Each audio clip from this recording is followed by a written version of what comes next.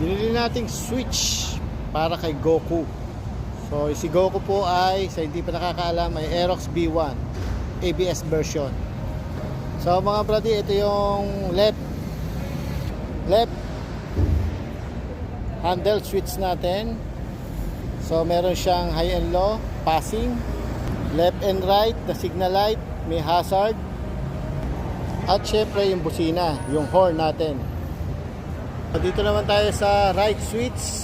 So sa right side natin, so meron yung ABS kasi meron niyang tinatawag na stop and go. Ito yung off, ito yung on. Tapos ito pa, ang nadagdag dito, yung meron na siyang on and off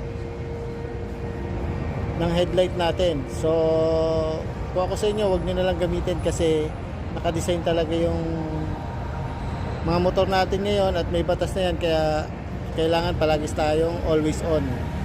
Tapos syempre ito yung ignition o yung start button natin.